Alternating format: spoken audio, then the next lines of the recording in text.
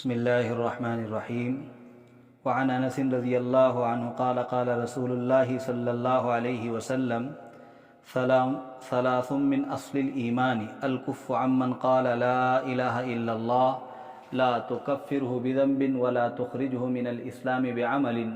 والجهاد ماض مذ بعثني الله إلى أن يقاتل آخر هذه الأمة الدجال لا يبطله جور جائر ولا عدل عادل والإيمان بالأقدار رواه ابو داود. حضرت انس رضی اللہ تعالی عنہ سے مروی و فرماتے ہیں کہ اللہ کے رسول صلی اللہ علیہ وسلم نے ارشاد فرمایا، ایمان کی اصل تین چیزیں ہیں. باز رہنا اس شخص سے جو کہے لا الہ الا اللہ کہ اللہ کے سوا کوئی معبود نہیں، اس کو کسی گناہ کی وجہ سے کافر قرار نہ دینا اور نہ ہی اس کو کسی عمل کی بنیاد پر اسلام سے نکالنا. اور جہاد ہوتا رہے گا جب سے اللہ تعالیٰ نے مجھے بھیجا ہے، یہاں تک کہ اس امت کا آخری شخص دجال سے قتال کرے گا.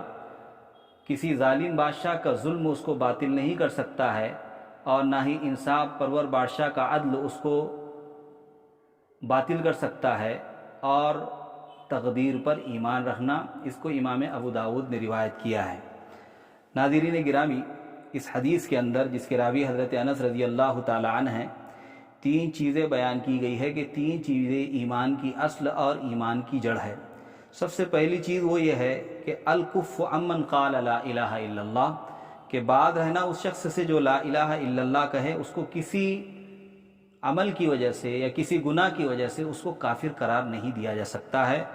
اسلام نے اور اللہ کے نبی صلی اللہ علیہ وسلم نے اس کی وضاحت فرما دی ہے کہ اگر کوئی گناہ کبیرہ کرتا ہے، گناہ کبیرہ کا مرتکب ہوتا ہے، تو اس گناہ کی وجہ سے اس کو ہم کافر نہیں قرار دے سکتے ہیں. حالانکہ اس سلسلے میں خوارج کا عقیدہ یہ ہے کہ اگر کوئی شخص گناہ کبیرہ کا مرتکب ہوتا ہے تو وہ کافر ہو جاتا ہے. اور ایک معتزلہ ہے، اس سلسلے میں ان کا کہنا یہ ہے کہ اگر کوئی شخص وہ کافر تو نہیں ہوتا ہے کسی ایسے گناہ کی وجہ سے، لیکن خارج عن الاسلام ہو جاتا ہے. لہذا اب یہ نہ معتزلہ اب دنیا میں رہے، خوارج کا تو دور ہو سکتا ہے یا خوارج کا وجود ہو سکتا ہے، لیکن معتزلہ اب اس دنیا میں نہیں رہے. لیکن ہم آئے دن ہر دن دیکھتے رہتے ہیں سوشل میڈیا پہ، واٹس ایپ پہ، فیس بک کی دنیا میں اور print media, electronic media, social media پر ہم دیکھتے رہتے ہیں کہ ہمارے بہت سارے اہل اسلام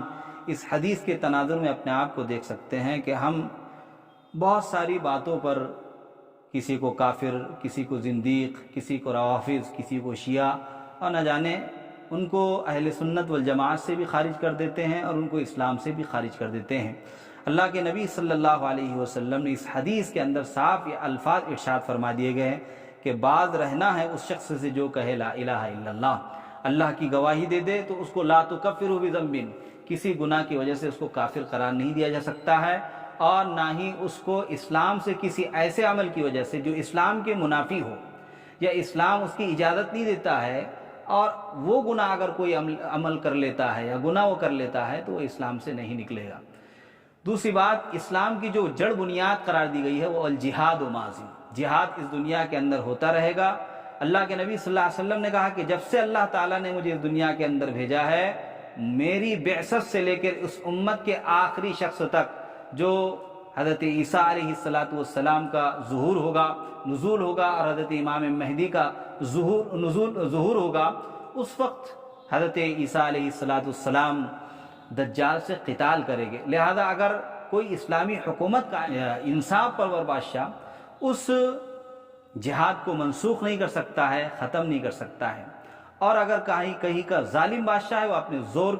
ظلم کی بنیاد پر اور اپنے جور کی بنیاد پر وہ اس کو باطل قرار نہیں دے سکتا ہے. تو دوسری چیز یہ بیان کی گئی ہے کہ جہاد ہوتا رہے گا. لہذا جہاد اس دنیا کے اندر جاری ہے، اللہ کے نبی صلی اللہ علیہ وسلم کے دور میں بھی تھا، بعد کی صدیوں میں بھی رہا، اور ابھی بھی بہت سارے حضرات اللہ کے راستے میں اللہ کے دین کو بلند کرنے کے لیے، اعلاء کلمت اللہ کے لیے اور اقامت دین کے لیے پوری کوششیں کر رہے ہیں. اس کے لیے وہ ہر طرح کا جہاد کر رہے ہیں. لہذا جہاد کو باطل قرار نہیں دیا جا سکتا ہے. اور تیسری چیز جو قرار دی گئی ہے وہ ہے تقدیر پر ایمان رکھنا. یہ بھی ایمان کی اصل ہے اور ایمان کی جڑ ہے کہ اس دنیا کے اندر جو کچھ ہو رہا ہے اور جو ہو چکا ہے اور آئندہ جو ہونے والا ہے، ان تمام باتوں کو اور ان تمام اعمال کو اللہ رب العزت نے لوح محفوظ کے اندر محفوظ کر لیا ہے، اور تقدیر کے اندر یہ چیزیں لکھی جا چکی ہے۔ جو ہو رہا ہے یہ بھی تقدیر کے فیصلوں سے ہو رہا ہے، اور آئندہ بھی جو کچھ ہوگا یہ سب تقدیر کے فیصلوں سے ہوگا۔ لہذا حدیث شریف ہمیں یہ پیغام دیتی ہے کہ انسان کو